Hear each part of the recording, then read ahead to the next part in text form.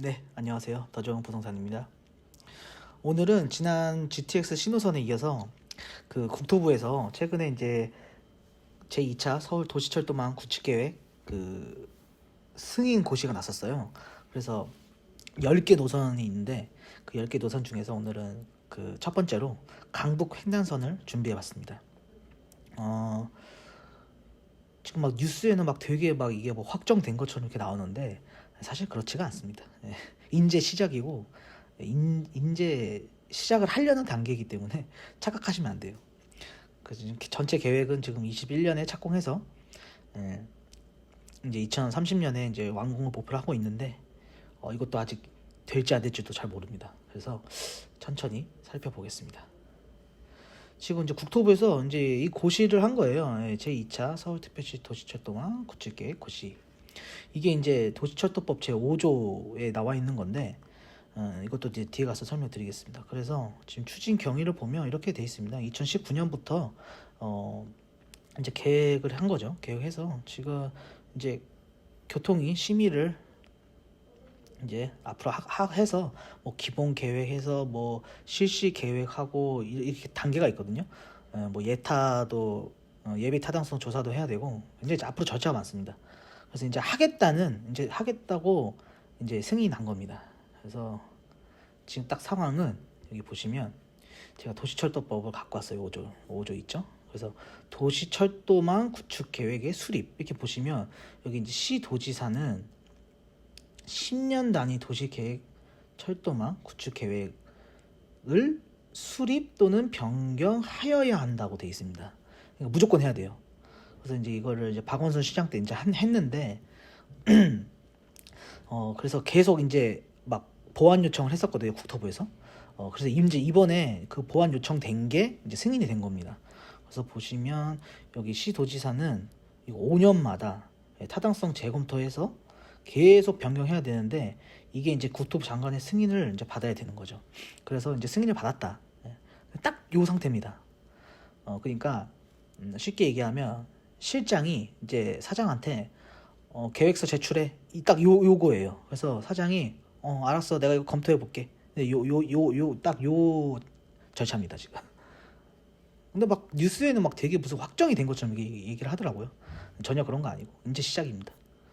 그래서 주요 내용을 보면 이제 10개 노선 있죠. 서울시에서 이제 10개 노선을 이제 계획을 하는 거죠. 그래서 2030년까지 예산이 7조 2,600억이에요. 굉장히 크죠. 7조가 들어가는 예산인데 이렇게 10개 노선이 있는데 오늘 그 중에서 강북 횡단선, 청량리 시작해서 이제 목동으로 가는, 그래서 총 25km가 되는 그런 철도 사업을 이제 알아볼 거예요. 그리고 이런 정거장 노선 등의 정확한 위치는 기본계획, 실시 설계 등의 구체적 검토를 거쳐 확정될 예정이다. 확정 아직 안 됐습니다. 중요한 건 확정될 예정이다. 이제 앞으로 확정을 한다는 거죠. 그래서 지금 보시면 제가 그래서 강북 횡단선을 노선들을 한번 가져와 봤어요. 이게 지금 예상 노선도인데 지금 이렇게 돼 있죠. 보시면 여기 목동에서 청량리를 왔다 갔다 하는 이제 지하철이 생기는 거예요. 노선만 보면 굉장히 좋습니다. 노선만 보면 지금 여기 왼쪽에 제가 이 목동에서 청량리로 가는 기존 노선을 가져와 봤어요. 근데 기존 노선을 보게 되면 지금 여기 종로 3가에서 이렇게 환승을 하거든요. 환승을 해서 이제 청량리로 가게 돼요. 5호선을 쭉 타고 오다가 5호선을 이렇게 쭉 타고 오다가 종로에서 환승을 하면 1호선으로 청량리를 가는데 이게 지금 44분 걸립니다. 44분이고 요금은 1,450원이 나와요. 이게 이제 제가 어플로 이제 해봤는데 지금 강북 횡단선은 일단 44분 아래로 나와야겠죠. 44분 아래로 나와야 되고 요금도 지금 1,450원인데 글쎄요, 이게 지금 일단 강북 횡단선 먼저 볼게요.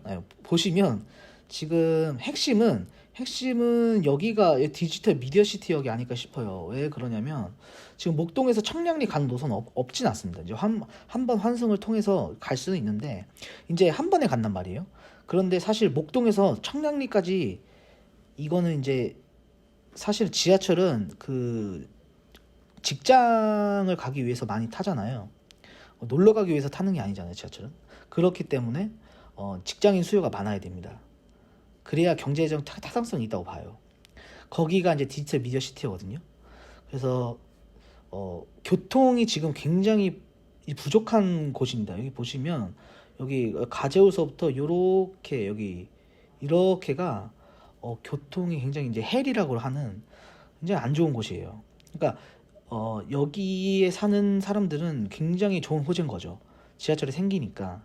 그 다음에 여기 디지털 미디어 시티하고 여기 등촌도 보시면 등촌에는 그 지식산업센터라고 그래가지고 지식산업센터가 굉장히 많이 생겼어요. 예. 그래서 이제 일자리들이 많이 들어오죠. 그리고 디지털 미디어 시티는 이제 언론 이제 회사들이 많이 모여 있죠. YTN이라든가 MBC라든가 SBS. 그래서 일자리가 굉장히 많은 지역입니다. 그래서 이제 목동에서 이제 이렇게 상암동까지 갈 수 있고 또 청량리에서 상암동까지 갈 수 있는 이런 노선이 그려지는 거기 때문에 사실 목동에서 청량리를 굳이 이 노선을 통해서 안 가도 돼요. 근데 중요한 건 교통 사각지대. 예, 박원순 시장이 뭐 옥탑방 살이를 하면서 이 구상을 그렸다고 하는데 이런 노선이 교통 사각지대에 있는 곳들의 그런 교통을 굉장히 좋게 해주는 그런 정책인 거죠, 사실은. 그래서 목동에서 청량리 가는 거는 사실 의미가 없습니다. 왜냐하면 기존의 노선이 44분이면 가기 때문에 그게 아니라 이제 교통 사각지대에 있는 이런 등촌동, 목동, 사거리 이런 쪽이 교통 사각지대에 그런 지하철이 들어섬으로써 이제 이런 뭐 상암동이나 청량리까지 갈 수 있는 사실 청량리가 뭐 GTX도 있지만 광복 횡단선하고 굉장히 여러 가지 막 경전철도 많이 있고요. 굉장히 많아요. 그런데도 불구하고 청량리에 아직 일자리가 없습니다. 그래서 청량리가 이렇게 교통이 좋아지면 지금은 뭐 워낙 그 개발이 안 돼 있기 때문에 근데 지금 이제 아파트 계속 들어서고 있거든요. 아파트도 있고 뭐 오피스도 서로 들어서고 있고 그래서 땅값이 굉장히 많이 올랐어요. 그래서 청량리 쪽에 이제 일자리가 많이 생겨야 굉장히 큰 의미가 있을 거다. 이제 이렇게 보는 거고 진짜 그 서대문구 지역과 이런 이 정릉동 이런 쪽은 지금 우회 실설선이 들어왔는데 그것보다도 이 강북 횡단선이 들어오면 굉장히 효과가 좋겠죠, 사실은. 그래서 굉장히 기대가 많은 것 같아요. 얘는 정치적으로 보면 굉장히 이게 다 표밭입니다. 다 표밭이기 때문에 뭐 정치적인 뿐만 아니라 경제적으로도 굉장히 필요한 지하철이죠, 사실. 그래서 보시면 국감에서 이제 서울 지하철이 연간 5천억 이상 이제 그 손실이 난다 그래요. 적자라고 하는데 지금 보시면 1호선이 406억이 정도 되고 5호선이 이제 4,700억입니다. 그러니까 경제적 타당성은 사실 나오기 쉽지 않아요. 왜냐면 2호선과 9호선을 빼고는 전부 적자입니다. 그런데 이제 그 예비 타당성 조사를 할 때 보통 이제 BC 값과 그 다음에 이제 A, HP 값을 이제 봐요. 이게 뭐냐면 이건 이제 경제성이고요. 경제성이고 이거는 이제 정책성과 뭐 지역 균형 뭐 이런 걸 이제 보는 건데 요게 보통 이제 1 이상 나와야 되거든요. 1 이상 나와야 이제 경제성이 있다고 봐요. 근데 거의 한 0.3에서 거의 0.4 나오는데 지금 강북 횡단선은 0.87까지 나왔대요. 0.87까지 나와서 굉장히 경제적인 타당성이 높은 것 같고 그 다음에 이제 정책성 지역 균형은 이건 0.5 이상 나와야 되는데 이건 나올 겁니다. 왜냐면 워낙 그 교통이 열악한 곳이기 때문에 그래서 무조건 됩니다. 예, 무조건 될 것 같고, 근데 이제 이 중간에 여기 더 추가가 되냐, 아니면 기존 노선대로 그대로 가냐, 아니면 몇 개가 더 없어지냐, 이제 이런 게 이제 기본 계획에 들어갈지, 이제 그게 관건인 거죠. 예, 그래서 오늘 이렇게 광복 횡단선에 대해서 알아봤는데, 빨리 진행해서 진짜 한번 타보고 싶네요. 예, 여기 특히 이제 교통 사각지대에 있는 곳들은 굉장한 호지죠. 예, 굉장한 호지이기 때문에 빨리빨리 진행돼서 진짜 저도 한번 타보고 싶네요. 예.